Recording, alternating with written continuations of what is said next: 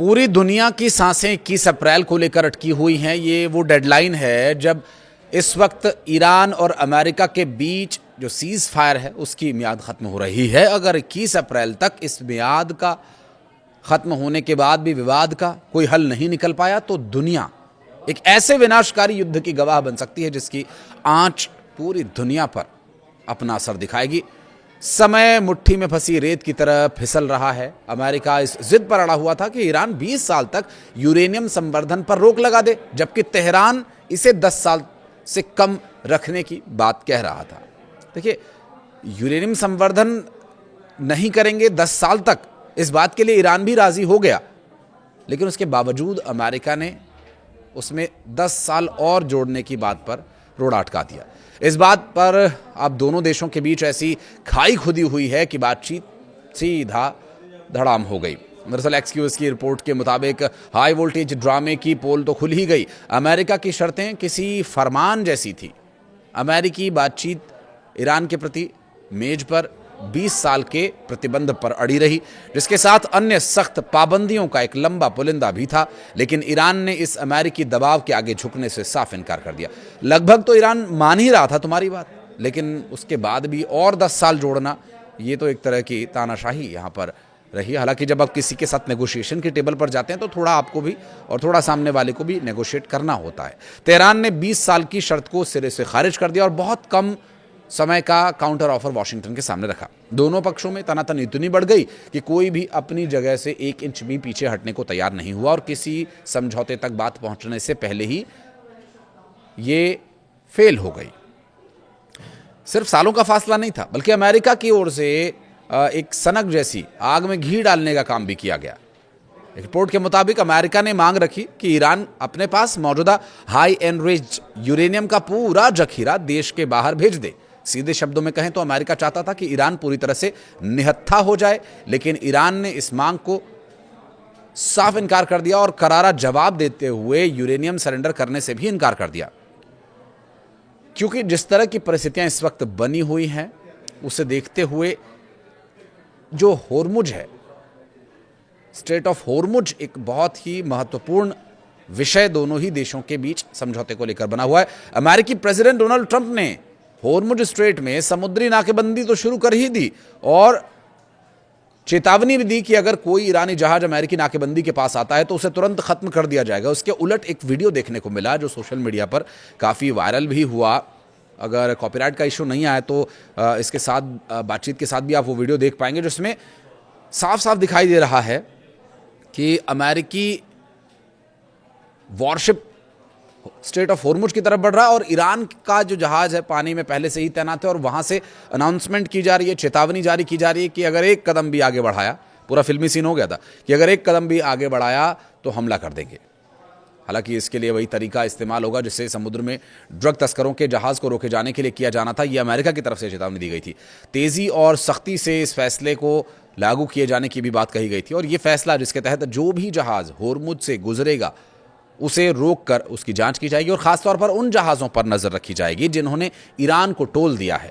Trump ने यह कहा था कि जो जहाज़ ईरान को गैर कानूनी टोल देंगे, अब ये ट्रंप की नज़र में गैर कानूनी हो गया, उन्हें सुरक्षित रास्ता नहीं दिया जाएगा। इस बात से ईरान की आर्थिक स्थिति को कमज़ोर करने की कोशिश की गई थी। तो वहीं भारत में ईरान के राजदूत मोहम्मद फतहली ने यह कहा कि होर्मुज स्ट्रेट से गुजरने वाले भारतीय जहाज़ों से अब तक कोई टोल नहीं लिया गया है। ईरान यहां से भारतीय जहाज़ों को सुरक्षित गुजरने में मदद भी करेगा। ट्रंप की धमकी जो देखने को मिली, जिसमें ईरानी जहाज़ अमेरिकी नाकेबंदी के पास आएगा उसे तुरंत तबाह कर देंगे वाली जो बातें कही गई, उसकी सिर्फ बातें देखने को मिली, जबकि ईरान ने जो चेतावनी दी और जो घेराबंदी की उसका वीडियो भी सामने आ गया है। और ईरान का स्पष्ट है कि भारतीय जहाज़ों की मदद होर्मुज स्ट्रेट में ईरान लगातार करेगा और सुरक्षित निकलने में पूरी मदद करेगा। दरअसल इस पूरे बहस और पूरी परिस्थितियों के बीच पोप लियो का भी एक बयान सामने आया, जिसमें पोप लियो ने ट्रंप से बहस करने से इनकार करते हुए कहा कि उनका काम राजनीति नहीं है बल्कि दुनिया में शांति फैलाना है। तो वहीं ईरान ने भी चेतावनी दी है कि अगर उनके बंदरगाहों पर हमला हुआ तो फारस की खाड़ी और ओमान सागर में कोई भी पोर्ट सुरक्षित नहीं रहेगा। ऐसे में सीज फायर की क्या कोई उम्मीद नजर आती है? क्योंकि पाकिस्तान ने यह उम्मीद जताई है कि अमेरिका और ईरान के बीच सीज फायर वार्ता फिर से शुरू हो सकती है, और डोनाल्ड ट्रंप ने भी ये बात कही है कि ईरान हमसे संपर्क में है और एक बार फिर से बातचीत हो सकती है। हालांकि अगली मीटिंग में कोई ठोस नतीजा निकले, इस बात की उम्मीद हम भी जता रहे हैं। मिडिल ईस्ट में बढ़ते तनाव के बीच अमेरिका ने कम से कम 15 युद्धपोतों की पहचान बनाए रखी, और रिपोर्ट्स के मुताबिक इसमें plane carrier USS Abraham Lincoln, 11 destroyers शामिल हैं जो ईरान के बंदरगाहों की समुद्री नाकेबंदी कर सकते हैं। अमेरिकी प्रेसिडेंट डोनाल्ड ट्रंप ने आदेश के बाद जो कार्रवाई की जानकारी दी, उसमें सैन्य तैनाती सख्त रूप से की जा रही है। रिपोर्ट्स में यह भी कहा गया कि पाकिस्तान में हुई बातचीत विफल रहने के बाद अमेरिका ने ईरान पर दबाव बढ़ाया। अमेरिका की प्राथमिकता ईरान के परमाणु कार्यक्रम को रोकना और उसके पास मौजूद संवर्धित यूरेनियम को छीन लेना है, जबकि ईरान ने इस पर पूरी तरह से इसे सिरे से खारिज कर दिया और कहा कि युद्ध विराम की समय सीमा तक कोई समझौता नहीं हुआ तो हालात ईरान के लिए अच्छे नहीं होंगे। अमेरिका के उपराष्ट्रपति जेडी वेंस ने ईरान के साथ न्यूक्लियर डील पर कहा कि अब आगे की बातचीत पूरी तरह से तेहरान की इच्छा पर निर्भर करती है। उन्होंने ये भी कहा कि ईरान के पाले में अब गेंद है, अगला कदम ईरान को उठाना होगा। और वेंस ने यह भी कहा कि अमेरिका को ईरान से न्यूक्लियर हथियार नहीं बनाने का पक्का भरोसा चाहिए। उन्होंने ये भी बताया कि पाकिस्तान में हुई लंबी बातचीत के बावजूद कोई अंतिम समझौता नहीं हो सका, क्योंकि ईरानी प्रतिनिधियों के पास फैसले को मंजूरी देने का अधिकार नहीं था। हालांकि कुछ पॉजिटिव साइंस मिले, लेकिन अमेरिका का रुख है कि ईरान को अब और ठोस कदम उठाने होंगे। अमेरिकी नाकेबंदी लागू होते ही स्ट्रेट ऑफ होर्मुज के पास 2 तेल टैंकर्स ने अपना रास्ता बदल लिया। मरीन ट्रैफिक डेटा के अनुसार रिच स्टारी और ऑस्ट्रिया नाम के टैंकर स्ट्रेट के करीब पहुंचे थे, जिसके बाद वो वापस मुड़ गए। बताया ये भी जा रहा है कि रिच स्टारी जोड़े के शारजाह से चीन के लिए रवाना हुआ था, जबकि दूसरा ऑस्ट्रिया से होर्मुज के करीब पहुंचकर लौट गया। पाकिस्तान के इस्लामाबाद में हुई बातचीत में अमेरिका और ईरान ने जो बातचीत की, ईरान की परमाणु गतिविधियों को रोकने के लिए एक दूसरे को प्रस्ताव दिए थे। और इसके साथ ही एक जो रिपोर्ट न्यूयॉर्क टाइम्स में छपी थी, उसके मुताबिक 5 साल तक परमाणु प्रोजेक्ट रोकने का प्रस्ताव भी दिया गया था। हालांकि अमेरिका ने इसे स्वीकार नहीं किया और 20 साल की रोक की मांग पर जोर दिया। अमेरिकी प्रेसिडेंट डोनाल्ड ट्रंप ने ईरान युद्ध की कवरेज को लेकर अमेरिकी मीडिया, खासकर द न्यूयॉर्क टाइम्स पर अपने गुस्से को जाहिर किया। उन्होंने social media platform truth social पर लिखा कि मीडिया युद्ध की स्थिति को गलत तरीकों से पेश कर रहा है और ऐसा दिखा रहा है जैसे ईरान बढ़त में हो। ट्रंप ने दावा यह भी किया कि ईरान सैन्य रूप से पूरी तरह से कमजोर हो चुका है। अब ट्रंप ये चाहते हैं कि जो ट्रंप बोल रहे हैं, न खाता न बही, डोनाल्ड ट्रंप जो कहें वही सही। लेकिन जो रिपोर्ट्स सामने आ रही हैं उसमें उन्हें यह दिखाई दे रहा है कि ईरान आगे है, अमेरिका पीछे।